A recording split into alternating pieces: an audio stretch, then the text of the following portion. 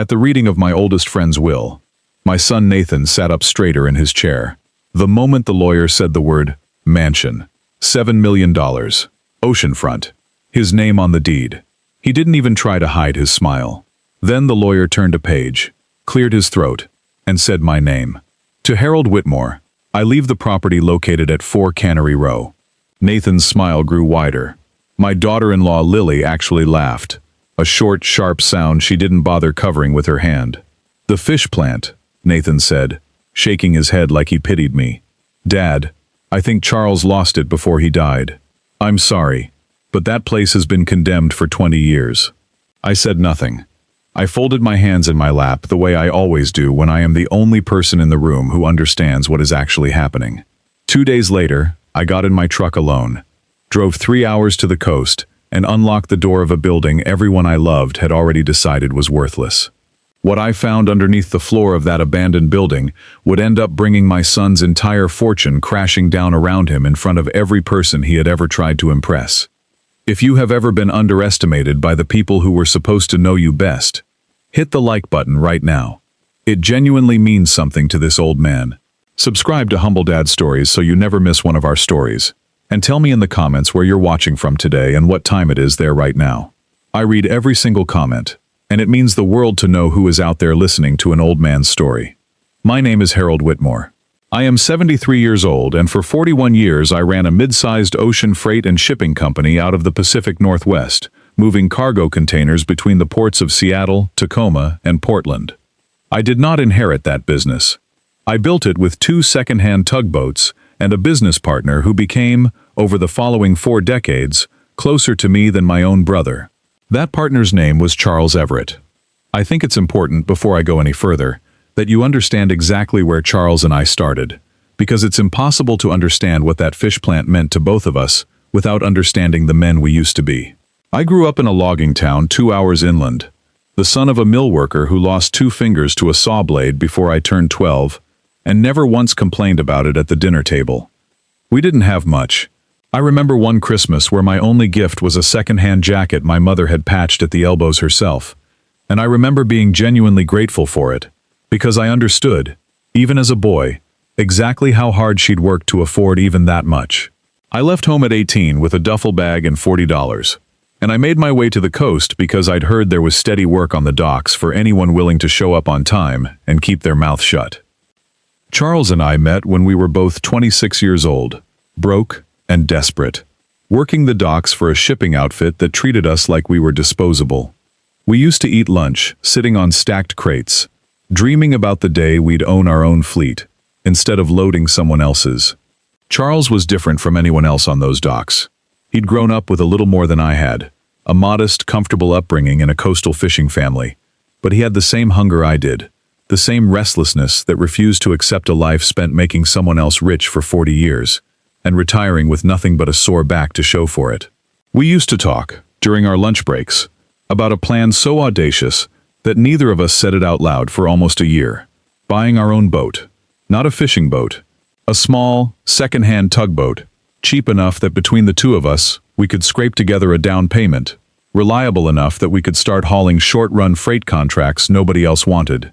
The small, unglamorous jobs the bigger shipping companies considered beneath them. We finally bought that first boat for $11,000, money we'd saved for 4 straight years, living in a shared, drafty 2-bedroom apartment above a hardware store, to keep our expenses as low as humanly possible. The boat's engine died completely during our 3rd week of operation, stranding us for 6 hours in open water off Cape Flattery, in a storm that Charles, to this day, swore nearly capsized us twice. We had no radio that worked, no way to call for help, just the two of us bailing water and praying the engine would catch again before the swells got any worse. It finally did, somewhere around 3 in the morning, and I remember Charles laughing, actually laughing, soaked to the bone and shaking with cold, and shouting over the wind that if the ocean hadn't managed to kill us that night, nothing in business ever would. It took us 9 years of 18-hour days, of missed birthdays and skipped vacations, but we did it. We built Whitmore Everett Maritime from nothing into a company that, at its peak, controlled shipping contracts up and down the entire West Coast.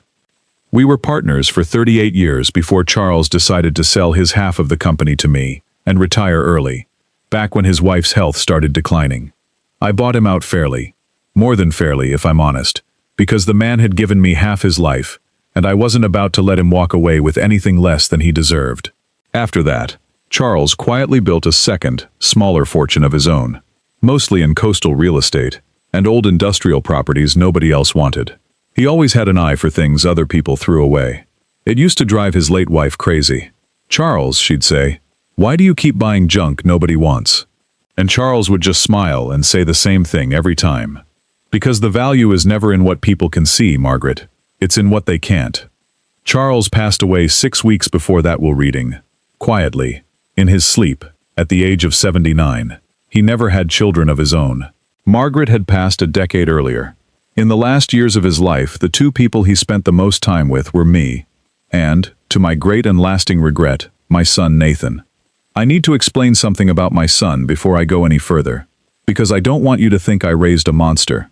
I raised a boy who worked hard in school, who I was proud of, who I gave every advantage I never had growing up poor in a logging town. I paid for his business degree at a private university. I gave him a job the moment he graduated, a good one, a director-level position he did not have to claw his way up to the way I did. And somewhere along that easy road, something in Nathan shifted. He married a woman named Lily 11 years ago, and I will simply say this. Lily has never once, in 11 years, asked me a single question about my life that wasn't secretly a question about my money. Nathan had gotten close to Charles over the last 5 years, closer than I probably should have allowed without paying more attention. He'd take Charles out to lunch. He'd help him with what he called minor paperwork. He'd stop by Charles's house on weekends when I was too busy running the shipping side of the business to make the drive myself. At the time, I was grateful. I thought my son was showing kindness to a lonely old widower who had once been like an uncle to him. I did not know, not until much later, that my son had been quietly and patiently positioning himself for years, the way a man circles a house he intends to rob, long before he ever picks the lock. I should tell you a little more about Charles before I go further, because you cannot understand what he left me without understanding the kind of man he was. Charles Everett was not a flashy man. He drove the same pickup truck for 22 years, until it finally gave out on him somewhere outside Astoria. He wore the same 3 flannel shirts on rotation for as long as I knew him, even after we were both, on paper, millionaires several times over.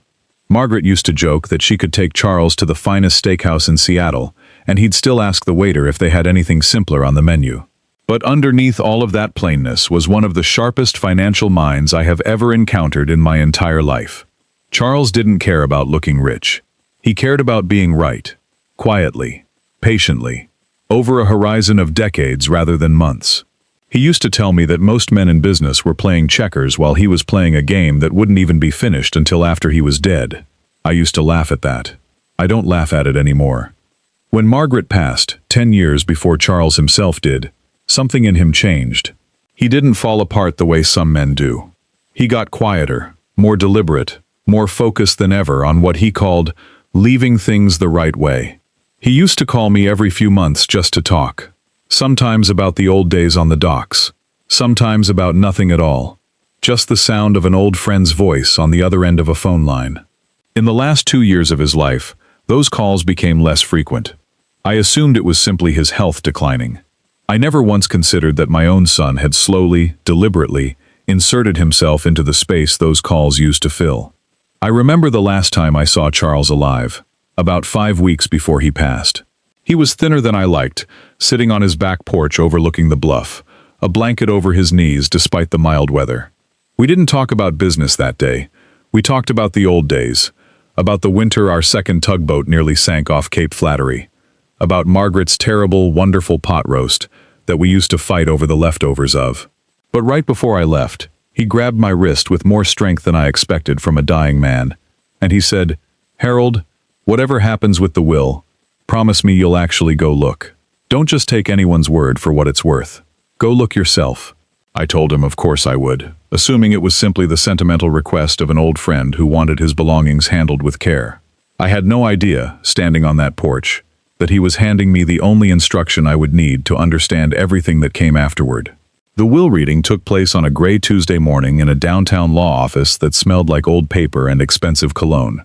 Charles's estate attorney, a careful, precise man named Gerald Boone, who had handled Charles's affairs for over 20 years, sat at the head of a long conference table. Nathan and Lily sat across from me, dressed like they were attending a gallery opening rather than the reading of a dead man's final wishes. Lily kept checking her phone under the table. Nathan kept glancing at Gerald with an expression I can only describe now, in hindsight, as anticipation rather than grief.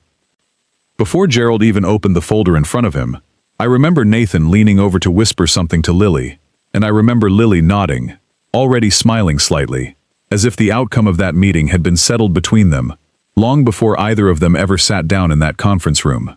I didn't think much of it at the time. I assumed, foolishly, that they were simply anxious the way anyone is anxious at a will reading, uncertain what to expect. It wasn't until months later, reading Charles's own account of that private meeting in his journal, that I understood exactly what confidence Nathan had been quietly carrying into that room. Gerald read through the smaller bequests first.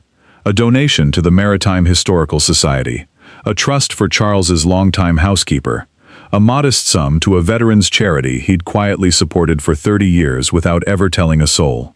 And then, Gerald arrived at the two largest items in the estate. To Nathan Whitmore, Gerald read, in recognition of the companionship and support he provided me in my final years, I leave the entirety of my primary residence, located at 118 Bluff Point Drive, along with all its contents, free and clear of any encumbrance. Nathan's hand found Lily's under the table. I watched her fingers squeeze his. $7 million. A sprawling, glass-walled oceanfront estate that Charles had built 15 years ago as a monument to everything he and Margaret had worked for. Nathan had been inside that house dozens of times over the last 5 years. He knew exactly what it was worth, down to the dollar. Then Gerald turned the page, adjusted his glasses, and continued. To my oldest and dearest friend, Harold Whitmore, I leave the property located at 4 Cannery Row, Port Ellison, including the structure, the land, and all associated rights, licenses, and holdings attached to the title. The room went silent for exactly 3 seconds. Then Nathan laughed. It wasn't a cruel laugh, not at first. It was the kind of laugh a man makes when he's trying to be polite about someone else's bad luck. The old cannery, he said. Dad, I'm sorry. I really am, but that place has been shut down since before I was born. It's condemned. The county's been trying to get someone to demolish it for years. He looked at Gerald. Is that really it? That's the whole bequest? That is the entirety of the bequest as written, Gerald said carefully, in the tone of a man who has learned, over a long career, to reveal only exactly what he has asked, and not one word more. Lily didn't bother hiding her smile this time. She leaned toward Nathan and whispered something I wasn't meant to hear. But I have good hearing for an old man, and what I heard was this. Well, at least now we know Charles really did lose his mind at the end. Nathan didn't correct her.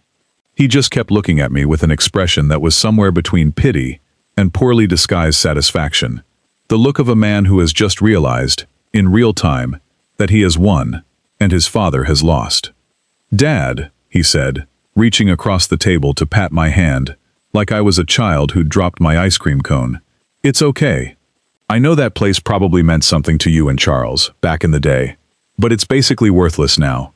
If you want, I can have someone look into getting it demolished so the county stops fining the estate for it. Save you the headache. I want you to understand something about me before I tell you what happened next. I did not build a shipping empire by reacting to things the moment they happened. I built it by watching, by waiting, by understanding that the men who win are rarely the loudest men in the room. So I simply nodded at my son, thanked Gerald for his time, and drove home in silence. I did not argue. I did not correct anyone's assumptions. I let my son believe, completely and totally, that his father had just been handed a worthless pile of rusted metal by a confused old man in the final months of his life. Because 41 years in the shipping business teaches you one thing above everything else. The most valuable cargo in any container is never the cargo people expect to find. 2 days later, on a cold, overcast Thursday morning, I got into my truck alone and drove 3 hours north along the coast to Port Ellison, a small fishing town that had been dying a slow death since the canneries closed in the early 90s. I hadn't been back there in almost 15 years. Charles and I used to make the drive together sometimes, back when the business was young, just to look at the water and remember where we'd started. I remembered exactly where the old cannery stood, at the very end of a cracked, weed-choked road, right on a private deep-water inlet that the town had built its entire economy around a century ago. The building itself looked exactly as bad as Nathan had described. Worse, honestly. Rusted corrugated steel siding, half the windows broken out, a chain-link fence sagging under the weight of blackberry vines that had grown wild for 2 decades. A faded, condemned "Do Not Enter" notice from the county hung, crooked on the gate, so old the ink had nearly bleached away in the salt air. I remember standing at that gate for a long moment, an old man in work boots and a canvas jacket, looking at a building my own son had already mentally demolished, and feeling something Charles used to feel his whole life. Not despair. Curiosity. I had a key. Charles had mailed it to me, along with a short handwritten note, 3 weeks before he passed. At the time I'd assumed it was sentimental, an old friend tidying up loose ends before the end. The note simply said, "Harold, when the time comes, go inside before you believe anything anyone tells you about what this place is worth. Trust the floor, not the walls. See." I hadn't thought much of it at the time. Standing at that gate with the key in my hand, I finally understood that Charles Everett, even in his final weeks on this earth, had been 3 steps ahead of everyone, exactly the way he'd always been. The inside of the plant was a graveyard of rust and salt-rotted machinery. Old canning lines stood frozen in place, coated in decades of dust, looking like the skeleton of some enormous mechanical fish. Pigeons had nested in the rafters. My boots echoed against a concrete floor slick with old brine stains that had never fully washed away. It smelled like salt, rust, and time. I walked through slowly, running my hand along cold steel conveyor frames, remembering the note. Trust the floor, not the walls. Near the back of the building, past what used to be the packing room, I found an old freight elevator, the kind used decades ago to move crates of fish between the loading dock and the lower processing level. The elevator itself was long dead, its cage rusted shut, cables hanging slack, but beneath it, half hidden under a floor grate someone had deliberately covered with loose planking and a stack of old wooden pallets, I found a hatch. It took me the better part of an hour, working alone with a crowbar I'd brought from my truck, prying up rusted bolts that hadn't been touched in what looked like decades, before the hatch finally gave way, with a groan of protesting metal. Beneath it, a narrow steel ladder descended into total darkness. I am 73 years old, and I will admit to you now that climbing down that ladder alone, with nothing but a flashlight clenched in my teeth, was not my wisest decision.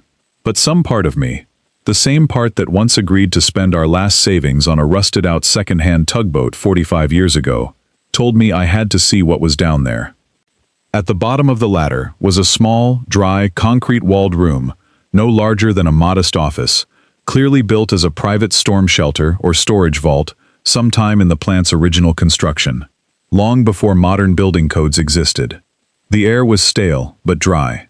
Someone had kept this room sealed and protected from the coastal damp for a very long time. And in the center of that room sat a heavy steel safe, the old-fashioned kind, waist-high, with a combination dial and a lever handle, the sort of safe you'd expect to find in a 1950s bank vault.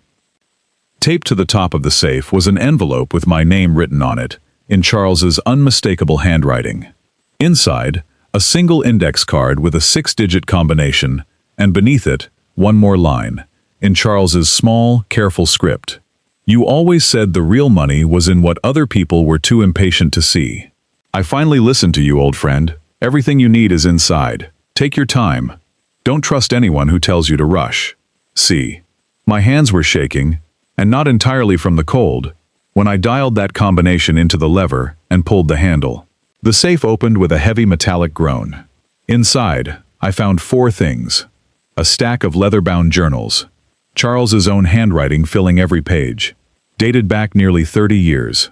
A thick folder of original corporate contracts, some of them older than my own marriage. A sealed manila envelope marked Port Ellison Deep Water Rights, Original Filing, 1961, and a slim black portfolio labeled, in Charles's handwriting, Simply, for Harold. Read this before you let anyone talk you out of anything. Before I opened the safe, I sat there for a moment with the flashlight balanced on my knee, just looking at that heavy steel door.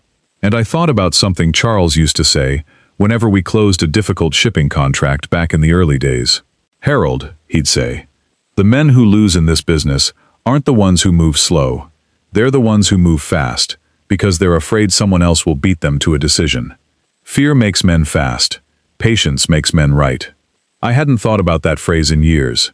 Sitting in that cold, dry vault, 73 years old, my knees aching against the concrete, I understood for the first time that Charles hadn't just been talking about shipping contracts all those years ago. He'd been teaching me how to survive exactly this moment, decades before either of us knew it was coming. I sat down on the cold concrete floor of that vault, an old man alone in the dark beneath a building his own family had already written off as worthless, and I began to read.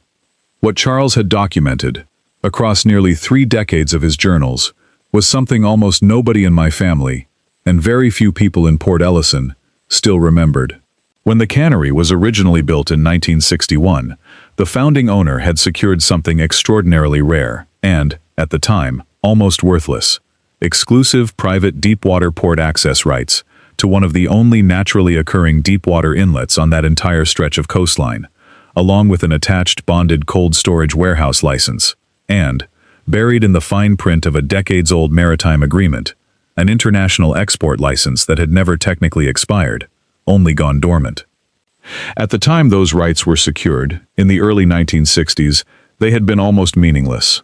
The cannery processed local salmon catches, shipped them regionally, and the deepwater rights were simply a footnote nobody thought twice about. But Charles, in his journals, had tracked something for nearly a decade that almost nobody else in town had bothered to notice. Modern shipping regulations and environmental protections had made new deepwater port permits along that entire stretch of coastline almost impossible to obtain. Nobody was issuing new ones. The channel had gotten deeper and more valuable with each passing decade of dredging, while the surrounding coastline had become almost entirely protected wetland, meaning no competitor could ever build a comparable facility nearby, even if they wanted to. In his own careful, methodical way, Charles had spent the last several years of his life quietly reaching out to maritime attorneys, verifying that the old rights were still legally intact, and documenting, contract by contract, exactly what that patch of worthless coastline was actually worth to the right buyer. And there was, according to his most recent notes, already interest. A major international logistics conglomerate, expanding its West Coast cold chain shipping capacity, had been quietly scouting the entire region for exactly this kind of asset: a legally grandfathered deepwater port with cold storage and export licensing already attached, in a region where no new permits could realistically ever be issued again. I sat in that vault for nearly 2 hours, reading every page, cross-referencing every contract, understanding for the first time exactly what my oldest friend had actually left me. It wasn't a condemned fish plant.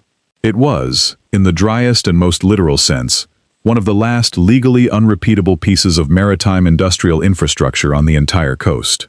One earlier entry, dated almost 6 years before Charles's death, stayed with me long after I closed the journal that night. He'd written, "Started looking seriously into the old Cannery Row filings today. Everyone in town thinks that building is a liability, something the county wishes would just fall into the ocean already. Funny thing about deep water, it doesn't care what people think of the building sitting on top of it. Going to keep this quiet for now. Some things are worth more the longer nobody else notices them."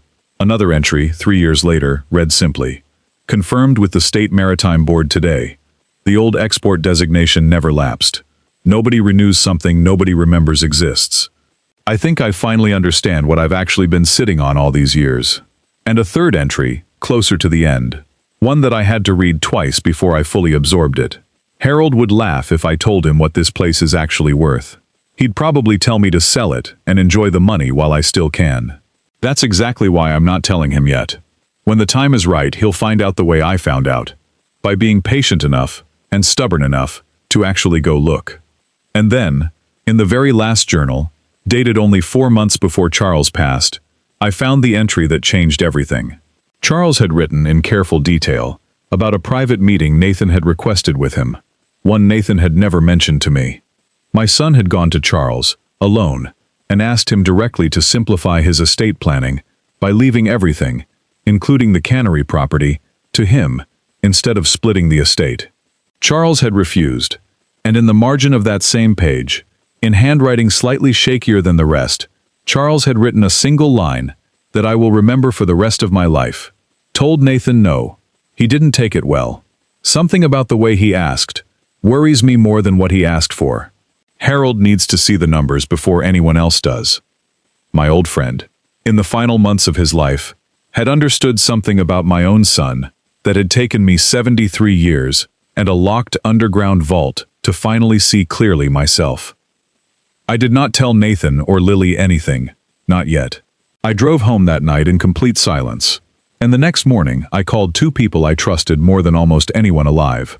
My longtime company accountant, a sharp, no-nonsense woman named Diane Fisher, who had audited every dollar of Whitmore Everett Maritime for nearly 30 years, and Marcus Webb, a maritime property attorney Charles himself had used for decades, and specifically listed as a trusted contact in his journal.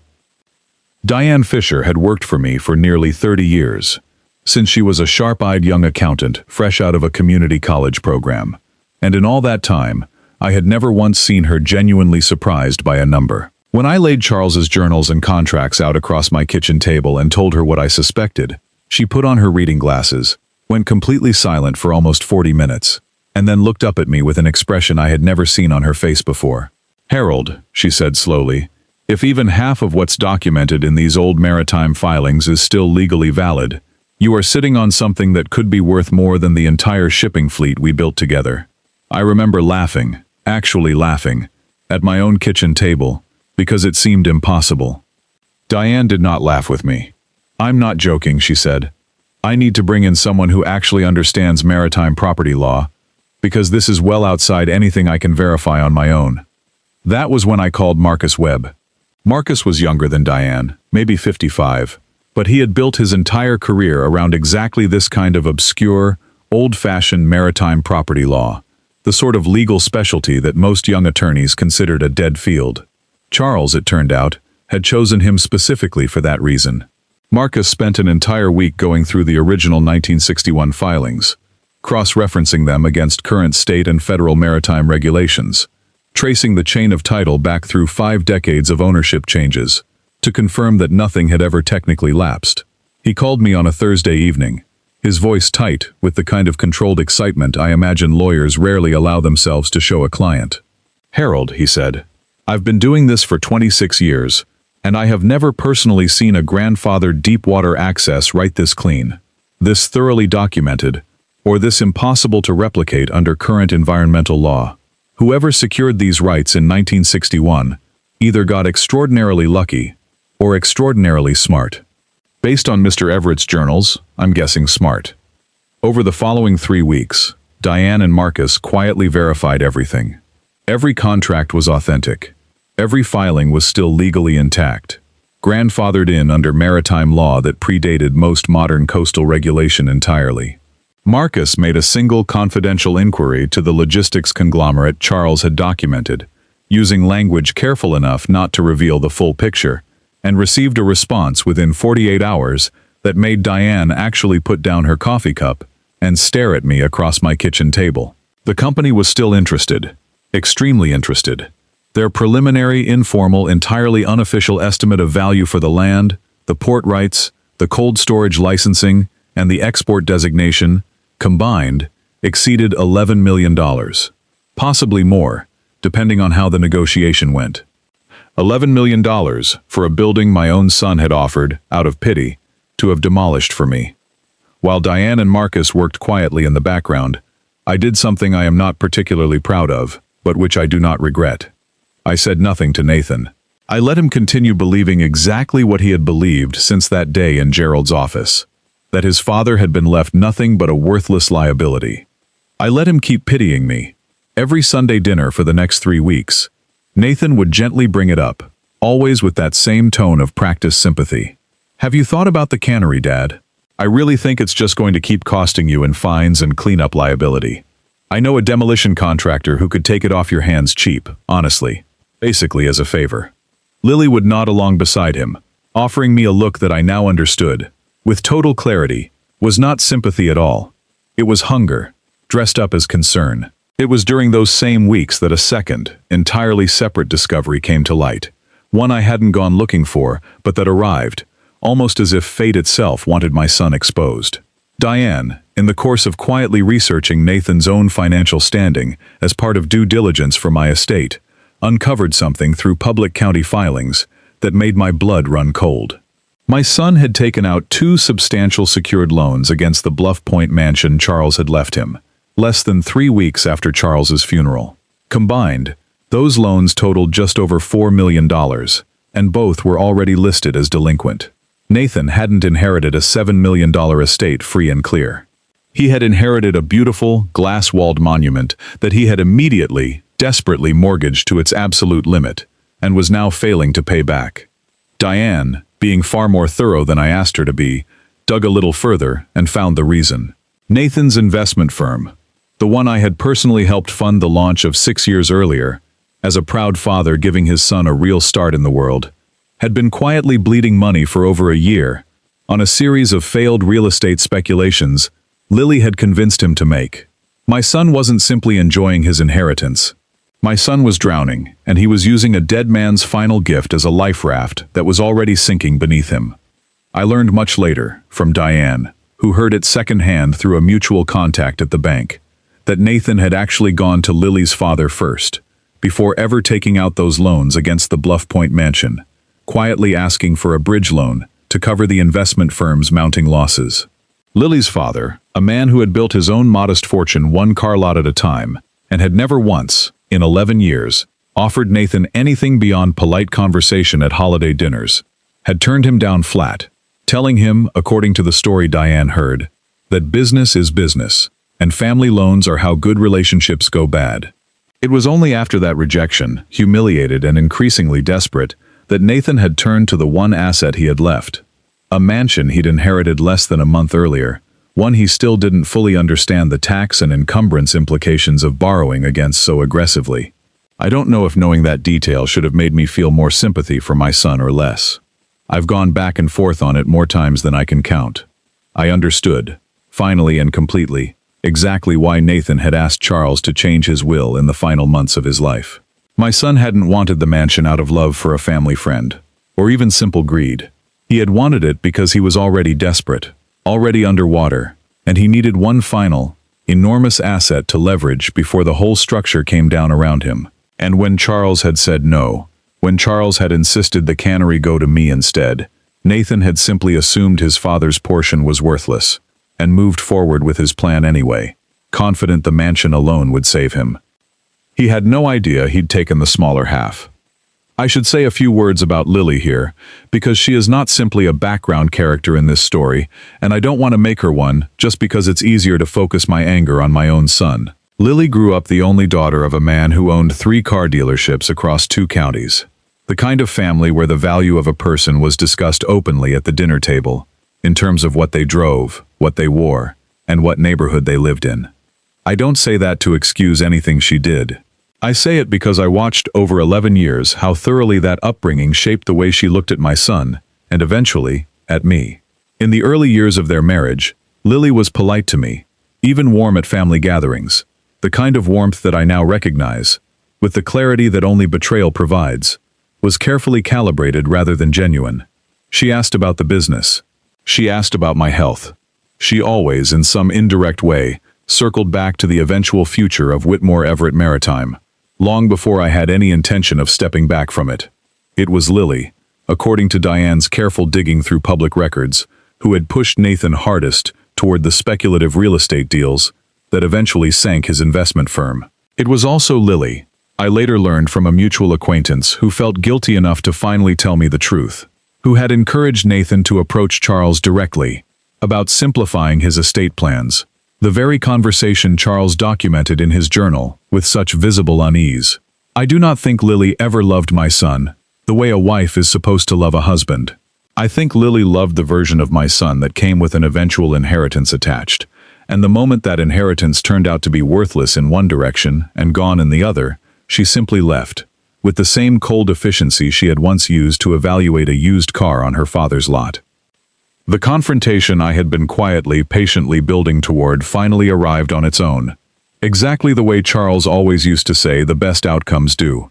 "Don't force it, Harold," he told me once, decades ago, standing on the deck of our very first tugboat. "Let a bad decision finish making itself. You just have to be standing there, ready, when it does." It was Diane who called me on a Tuesday morning, with news that confirmed everything. The logistics conglomerate's regional director had made contact directly, no longer through careful, informal inquiries, but with a formal request for a site visit and a preliminary offer letter. Word, it turned out, traveled fast in small coastal towns, and Port Ellison's tiny county planning office had let slip, entirely innocently, to a local realtor, that someone was showing serious interest in the old cannery site. That realtor happened to be a longtime acquaintance of Lily's mother. Within 4 days, Nathan showed up at my house, unannounced, alone, without Lily, looking like a man who hadn't slept properly in a week. He sat across from me at my own kitchen table, the same table where he'd once done his homework as a boy, and for the first time in longer than I could remember, my son looked genuinely afraid. "Dad," he said, "I heard there's interest in the cannery property. A real company. Is that true?" I looked at my son for a long moment before answering, and I want you to understand that in that moment, I made a deliberate choice. I could have told him everything, right then. I could have shown him Charles's journals, laid out the whole truth on that kitchen table, and let my son understand exactly what kind of man he'd been dealing with in his own father. Instead, I chose to do something Charles himself would have appreciated far more. I chose to let my son show me, one final time, exactly who he really was, without any interference from me at all. "I've heard something similar," I said carefully, not sure what to make of it. "You know I don't understand much about that old maritime law business anymore, son. I'm just an old man with a broken-down building." Something shifted behind my son's eyes right then, something calculating and desperate in equal measure. "Dad," he said, leaning forward. "Listen, I've been thinking. That property's clearly worth something now, more than we thought. And honestly, with everything going on with the mansion, the market's been a little rough on me lately, and I could really use the liquidity. What if I bought the cannery from you? I'll give you a fair price, more than fair, way more than anyone else would ever offer you for a rundown old building. Say $200,000. Cash. Today I can have Marcus draw up the paperwork by this weekend. $200,000. For a property Diane and Marcus had just confirmed, in a formal written appraisal delivered that very morning, was worth no less than $11.2 million. I sat very still, the way I always do when I need a man across the table from me to fill the silence with his own desperation. And Nathan, exactly as I expected, kept talking. "Look, Dad, I know it probably feels like a lot of money to you. It is a lot of money. And honestly, I could use your help right now. Family helps family, right? That's what you always taught me." "Nathan," I said carefully, keeping my voice as gentle and confused as I could manage, "why would you want to buy a broken-down building nobody else wants? I don't understand." He hesitated, and for just a moment I watched him consider telling me the truth, the real truth, about the mansion, about the loans, about everything. Then I watched him decide against it, the way he'd apparently been deciding against honesty with me for years now. "It's sentimental, Dad," he said instead. "Charles meant a lot to me too, you know. I just think it'd be good to keep it in the family. Fix it up a little. Maybe use it for storage for the business. I don't want to see it torn down." "That's kind of you," I said, and I meant every word of it as a knife, though he had no idea.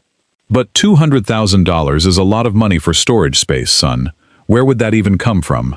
I thought things were tight with the investment firm." Something flickered across his face, quick and defensive. "Things are fine," he said, a beat too fast. "I just want to help you out, Dad. You shouldn't have to deal with fines and liability on a building like that at your age. Let me take it off your hands. I'll even let you keep visiting whenever you want." I let that sentence hang in the air between us for a long moment before I finally spoke. "Let me think about it," I said. "Give me a week." My son actually smiled, relief washing visibly over his face. The smile of a man who believes he has just successfully talked a confused old widower out of $11 million, for the price of a used car. He hugged me on his way out the door, the first genuine hug he'd given me in over a year, and told me he loved me. I believe, in his own broken way, in that exact moment, he actually meant it. That is, in some ways, the saddest part of this entire story. Over the following 7 days, working quietly with Diane, Marcus, and Gerald, I arranged something Nathan never saw coming. Instead of a private sale, instead of quietly signing over an $11 million asset for $200,000 to save my son from the consequences of his own choices, I organized a public event, the official grand reopening announcement of the historic Cannery Row property, framed publicly as a sentimental gesture, an old man honoring his late business partner's memory by restoring a piece of both their histories. I invited everyone. I invited Nathan and Lily, of course, along with Lily's parents, who had never once in 11 years missed an opportunity to make quiet comments about my small-town, blue-collar background. I invited the mayor of Port Ellison and 3 members of the County Planning Commission. I invited Diane and Marcus, obviously, and Gerald Boone, who had personally requested to attend once I explained, in confidence, exactly what I intended to reveal. I invited 2 independent commercial maritime appraisers to formally, publicly, and permanently establish the property's value on the record. And, at Marcus's careful suggestion, I invited a single local business journalist who had, entirely coincidentally, already been sniffing around town, asking questions about the mysterious interest in the old cannery site. In the days leading up to the event, I made a point of calling Nathan personally to invite him, keeping my voice as warm and unassuming as I could manage. "I've decided to hold off on selling," I told him. "Thought I'd fix the old place up a little first, have a small gathering to remember Charles properly. I'd like you and Lily there. Might even talk more about your offer afterward." I could hear the relief in his voice, the confidence of a man who believed he'd successfully managed a confused old father into exactly the outcome he wanted. "That sounds great, Dad," he said. "I'm really glad you're coming around on this." Lily's parents arrived separately, in a car far nicer than anything I'd ever owned, and made a point of walking the cracked, weed-lined path to the dock with expressions of barely concealed distaste, the kind of people who had spent their entire lives believing that a man's worth could be read directly off the shine of his shoes. Lily's mother actually leaned over to another guest, not quietly enough, and said, "I still don't understand why we're all standing on a dock for this." I remember thinking, quite calmly, that she was about to understand a great deal more than she expected. The reopening was held on a bright, unusually clear Saturday morning, directly on the cracked concrete loading dock of the old plant, now swept clean, the broken windows temporarily boarded with fresh plywood, a simple podium and microphone set up facing the water. Nathan arrived in a suit that, I now knew, he almost certainly could not afford, smiling for a crowd he assumed had gathered to watch his father sentimentally hand him a $200,000 bargain. I let Gerald Boone open the event. As Charles's estate attorney, it was fitting, and true to his careful, precise nature, he had one final item of business to conduct. "Before we begin," Gerald said to the assembled crowd, "I have been asked, per Mr. Everett's explicit written instructions, to read a sealed letter that was to be opened only at the public reopening of this property, and only in the presence of both of Mr. Everett's named beneficiaries." He looked directly at Nathan as he said this. My son's smile faltered, just slightly, though he clearly still had no idea what was coming. Gerald broke the wax seal and began to read Charles's final words aloud, to the entire gathered crowd. "To whoever is listening on the day this letter is finally read," Gerald recited, in Charles's own carefully composed language, "I want to say something that took me nearly 80 years, and one very good friend, to fully understand. The real inheritance in this world is never the asset that looks the most impressive on the day you receive it. It is the opportunity that only a patient, honest person will ever recognize for what it truly is. I built 2 fortunes in my life. The first one, everyone could see. The second one, I built quietly, specifically so that only the right person would ever find it. Harold, if you're standing there listening to this, you already know exactly what I mean. You always did." The crowd was silent. Nathan's smile had completely vanished. Lily's hand had frozen on his arm. I stepped up to the podium next, and for the first time in months, I finally told the complete truth, publicly, to everyone standing on that dock. I introduced the 2 independent appraisers, who confirmed, on the record, in front of the local journalist, in front of the mayor, in front of my son and his in-laws, that the property beneath their feet, including its grandfathered deepwater port rights, its bonded cold storage licensing, and its dormant international export designation, carried a conservative, formally appraised market value of $11.2 million, with active, serious interest already on the table from a major logistics buyer. One of the appraisers, a soft-spoken man named Robert Denny, who had spent 30 years evaluating industrial waterfront property up and down the coast, stepped up to the microphone after me and walked the crowd through the numbers in careful, methodical detail, the same way Diane had walked me through them at my kitchen table weeks earlier. He explained the deep water channel depth, the grandfathered permit status, the almost complete impossibility of any competing facility ever being built along that protected stretch of coastline again. He explained the cold storage licensing, still active, still transferable, still extraordinarily valuable to any company looking to expand West Coast export capacity. And then he said the number out loud, clearly, into a microphone, in front of the local journalist who was writing every word of it down. Conservatively, Denny said, $11.2 million. And given the level of buyer interest we're already aware of, I would not be surprised to see that figure climb significantly higher in an open negotiation. I watched my son's face go through every stage of a slow-motion collapse. Confusion, disbelief, and finally, as the true scale of what he had tried to buy for $200,000 settled fully into his understanding, something that looked, for the first time in a very long time, like genuine shame. Lily's mother, standing just behind him, actually put a hand over her mouth. Lily herself had gone completely pale, her eyes darting toward Nathan and then back toward the appraiser, as if hoping she had simply misheard the number. "Dad," Nathan said quietly, stepping toward me, his voice barely audible over the murmur that had swept through the crowd. "Dad, I didn't know. I swear to you, I had no idea." "I know you didn't," I said, and I meant it. That was rather the point, son. It was at that exact moment, as if choreographed by fate itself, though I promise you, it was simple, unfortunate coincidence, that a black sedan pulled slowly into the gravel parking lot behind the crowd. Two representatives from the bank holding Nathan's loans against the Bluff Point mansion stepped out, dressed in the careful, apologetic manner of people whose job it is to deliver terrible news in public. They approached Nathan directly, quietly, though not quietly enough to avoid being noticed by nearly everyone present, and informed him that due to 90 days of continued default on his secured loans, formal foreclosure proceedings on the Bluff Point property had been officially initiated that very morning. The bank representative, a polite, apologetic man who clearly had no idea he was walking into the single worst moment of my son's adult life, explained quietly that the foreclosure notice had already been posted to the property that morning, and that Nathan had 30 days to vacate before the mansion went to public auction. Nathan just stood there, one hand still holding the useless $200,000 offer letter Marcus had drawn up for him at his own request, the week before, staring at the water, saying nothing at all for what felt like a very long time. Lily's mother finally broke the silence, turning to her daughter and asking, in a voice that carried further than she probably intended, "Lily, what exactly is happening right now?" Lily didn't answer her. She was still staring at Nathan, and for the first time in 11 years I watched something cold and calculating pass behind her eyes, that had nothing to do with grief for her husband's situation, and everything to do with rapid, silent recalculation of her own next move.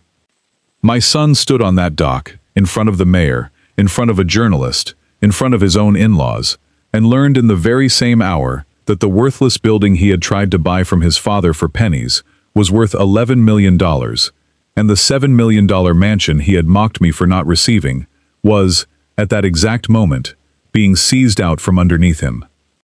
I did not gloat. I want to be very clear about that, because I know some of you watching are hoping for a moment of triumphant cruelty, and I understand the impulse, believe me, I do. But I did not raise my voice. I did not humiliate my son beyond what his own choices had already done to him in front of that crowd. I simply walked over, put my hand on his shoulder, the way I used to when he was a boy who'd struck out at his Little League games, and I said quietly, just for him to hear, "I told you to give me a week." The journalist I'd invited, a young woman named Priya Anand, who wrote for the regional business section of the coastal paper, published her article 4 days after the reopening event, under the headline, "The Fish Plant Nobody Wanted: How an Overlooked Inheritance Became an $11 million Discovery." The piece was fair, thorough, and, much to my quiet satisfaction, focused far more on Charles's decades of patient planning than on any of my son's public humiliation, which I appreciated more than Priya probably ever realized. The article spread quickly through the small, tightly connected business community, up and down that stretch of coast. Within a week, I had received 7 separate calls from other longtime shipping contacts. Men I hadn't spoken to in years. All of them wanting to congratulate me, and, I suspected, more than a few of them wanting to quietly ask whether I might reconsider Nathan's original offer myself, now that everyone understood what the property was actually worth. The town of Port Ellison itself reacted the way small coastal towns often do, to sudden, unexpected fortune landing in their midst, with a mixture of excitement and disbelief. The mayor, a practical woman named Carol Jennings, who had spent a decade watching her town's population slowly shrink as the young left for cities with actual job prospects, called me personally within 48 hours of the announcement to ask, cautiously, hopefully, what my plans for the property actually were. I told her the truth, that I hadn't fully decided yet, and I remember the genuine relief in her voice when I added that whatever I decided, I intended to keep the jobs and the investment right there in Port Ellison, rather than selling to an outside conglomerate that would likely automate most of the positions within a decade anyway. "Mr. Whitmore," she said, "you have no idea what that would mean for this town." I told her I had a fairly good idea, actually. Having grown up watching my own hometown slowly hollow out the same way, decade after decade, as the mill jobs disappeared one by one. In the weeks that followed, the truth of what had happened settled over my family like a slow, cold tide. Nathan lost the Bluff Point mansion to foreclosure within 4 months. His investment firm, already hemorrhaging money from Lily's speculative real estate bets, collapsed entirely once word spread through their small, gossip-hungry social circle about what had truly happened at that dockside announcement. It turned out several of Nathan's remaining clients had only stayed with the firm out of a vague, second-hand confidence that Nathan Whitmore, son of the man who built Whitmore Everett Maritime, surely had family money quietly backstopping any bad quarters. The moment Priya's article made clear that Nathan had in fact nearly bankrupted himself trying to leverage a mansion he could no longer even afford to insure, 3 of his largest remaining clients withdrew their accounts within the same week. His business partner, a man named Todd Ellery, who had co-founded the firm with him 6 years earlier, dissolved the partnership entirely rather than absorb Nathan's mounting personal liabilities, leaving my son with nothing but his name on a lease he could no longer pay and a small stack of unpaid vendor invoices that, to his credit, he insisted on paying off personally over the following 2 years, rather than declaring outright bankruptcy, even after I offered, more than once, to help him settle them immediately.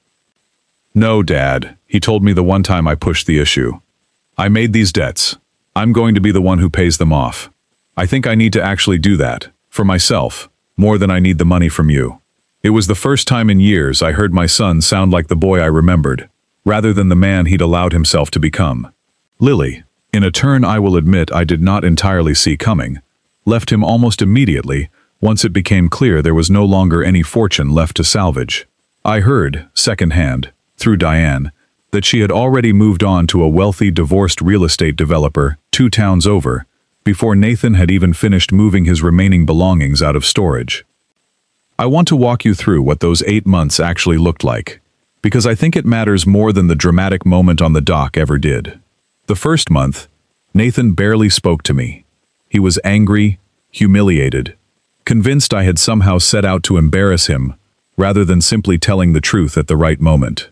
The second month, he stopped answering my calls entirely, and I let him, because I understood that a man sometimes needs to hit the very bottom of his own pride before he's willing to look up and ask for help honestly, instead of trying to leverage his way back to the top. By the 3rd month, word reached me through Diane that he'd moved out of a short-term extended stay hotel and into that 1-bedroom apartment I mentioned, using what little remained of his own personal savings, refusing, out of what I choose to believe was genuine shame, rather than stubborn pride, to ask either me or Lily's family for a single dollar. It was Diane, again, who told me he'd applied for the logistics coordinator position at a competitor's shipping company using nothing but his college degree and his actual work history. No family name attached, no favors called in. He got the job on his own merit, working the early shift, tracking cargo manifests and coordinating dock schedules, the exact unglamorous, detail-heavy work I myself had done 50 years earlier, before I ever owned a single boat. I drove past that shipping yard once, quietly, without telling him, just to see for myself. I watched my son, in a company polo shirt instead of a tailored suit, help two younger dock workers wrestle a stuck container latch loose in the rain. He didn't see me. I sat in my truck in that parking lot for a long time afterward, before I finally drove home. I did not cut my son off entirely. I want you to understand that too. Because this is not, in the end, a simple story about revenge. I did something Charles, in his own quiet way, had been trying to teach me for the last 30 years of his life. I let Nathan face every single consequence of his own choices, without a single dollar of rescue money from me, for 8 full months. I watched my son move into a modest one-bedroom apartment. I watched him take an entry-level logistics coordinator position, the same kind of job I myself had started with 50 years earlier, at a competing shipping company that had no idea whose son he was. And slowly, over those 8 difficult months, I watched something in my boy that I had not seen since he was young. Something honest and humbled, and finally, truly working for what he had, instead of simply expecting it. It was only after those 8 months, after I had watched him show up on time, work hard, and never once ask me for a bailout, that I finally offered him a position, not as an heir, not as an executive handed a title he hadn't earned, but as an entry-level operations associate at the newly reopened Cannery Row Maritime and Logistics Center, the very facility that had once been the worthless inheritance he'd mocked me for receiving. Because that, in the end, is exactly what I chose to do with the $11 million gift my oldest friend left me. I did not sell it to the logistics conglomerate, tempting as that final offer eventually became. Instead, working alongside Diane and Marcus, and honoring exactly what Charles had spent the final years of his life quietly building toward, I invested every dollar of my own remaining fortune into restoring that old cannery into a modern, fully operational deep-water shipping and cold storage logistics hub. I named it, without a moment's hesitation, the Everett Whitmore Maritime Center, in honor of the friend who had understood exactly who I was, and exactly who my son might yet still become, long before either of us fully understood it ourselves. Today, the Everett Whitmore Maritime Center employs over 140 people in a town that had been slowly dying for 30 years, most of them young people from Port Ellison and the surrounding coastal communities who never thought they'd find real, stable work in their own hometown again. We run a paid apprenticeship program for local high school graduates who want a future in maritime trades, instead of leaving the coast entirely, the way so many young people from small towns are forced to do. The program takes 12 apprentices a year, pairs each of them with a senior dock worker or logistics coordinator for 18 months of hands-on training, and covers the full cost of any maritime certification they want to pursue afterward. Diane, who now sits on the center's small board alongside Marcus and myself, insisted from the very beginning that we track outcomes carefully, and 3 years in, every single apprentice who completed the program has stayed in full-time maritime work, most of them right there at the center itself. I think about those 12 young faces every year at the graduation ceremony we hold on the same dock where I once stood, and watched my son's entire fortune collapse in front of him, and I think Charles would have liked that particular piece of poetic justice more than any of the rest of it. The old freight elevator is still there, by the way, rusted and non-functional, exactly as I found it. I had the engineers build around it rather than remove it. There is a small brass plaque bolted to the wall beside it now, one I had made myself and paid for out of my own pocket rather than the center's budget. And it simply reads, "Beneath this elevator, Charles Everett hid the proof that patience outlasts pity. Go slow, look closer. The value is never in what people can see."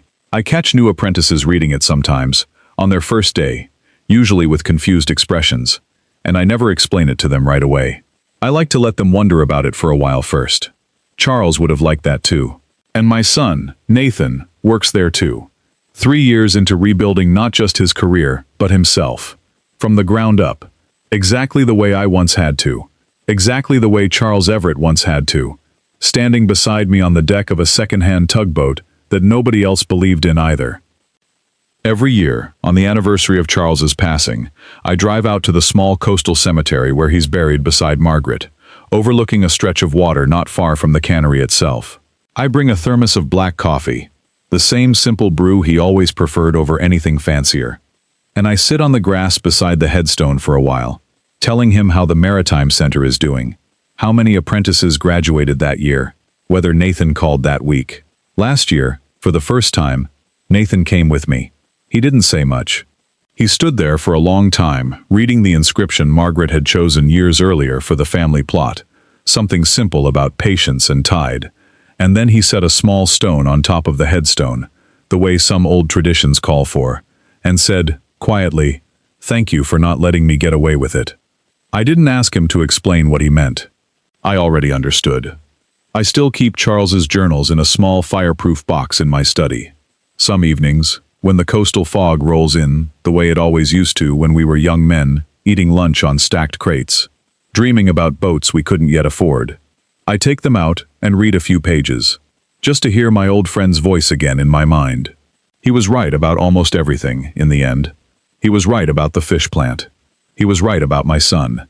And he was right about the one thing he told me, in that final letter, that I think about more than anything else, every single day since. The real inheritance in this life is never the thing that looks the most impressive on the day you receive it. It is the thing that only a patient, honest heart will ever recognize for what it truly is. Wealth handed to you without patience will always find a way to disappear. But an opportunity earned through humility, through decades of quiet, unglamorous work, through friendship built one difficult year at a time, that is the only inheritance that can never truly be taken away from you. My son used to believe that a $7 million house made him the winner in that lawyer's office. It took losing that house completely and building something small and honest back up from nothing for him to finally understand what his father, and his father's oldest friend, had actually tried to give him all along. I think about Charles often these days, usually in the early mornings, before the apprentices arrive and the dock starts filling with the sounds of forklifts and shouted instructions and cargo containers settling into place. I think about a man who spent the final years of his life quietly, deliberately building one last gift for an old friend. Not because he owed me anything, not out of some final grand romantic gesture, but simply because he understood, better than almost anyone I have ever known, exactly what would happen if that same fortune landed in the wrong hands too easily. He didn't punish my son by leaving him the mansion. In a strange, roundabout way, he was trying to save him from himself, by making sure that whatever came easily to Nathan would eventually cost him everything, while whatever came hard to me would ultimately be protected by the very difficulty of finding it. I don't know if Nathan and I will ever fully repair everything that happened between us. Some things, once they're broken, don't go back together exactly the way they were before, no matter how much time passes or how many honest conversations you have around a kitchen table. But he calls me now, every Sunday, without fail, just to talk, the way Charles used to call me all those years. He asks about the apprenticeship program. He asks about the Maritime Center's expansion plans. Last month, for the first time in longer than I can remember, he asked me a question about my own life that had absolutely nothing to do with money at all. He asked me if I was lonely, living alone in that big house since his mother passed. I told him honestly that I was, sometimes, but that watching that old cannery come back to life, watching young people from a dying town find real futures inside a building everyone else had already given up on, had given me more purpose in the last 3 years than I'd felt in the 15 years before it. Never let anyone convince you that patience is the same thing as weakness. Never let a room full of people who value only what glitters make you doubt the quiet value of what you actually hold in your hands. And never, ever underestimate what an old man might be quietly building, long after everyone else has already decided to stop watching him. If this story moved you, if you've ever been the person everyone underestimated in the room, hit that subscribe button and join the Humble Dad Stories family. Tell me in the comments below, have you ever been handed something that everyone else called worthless, only to discover its true value later on? I read every single comment, and I would love to hear your story. Thank you for watching, and I will see you in the next one.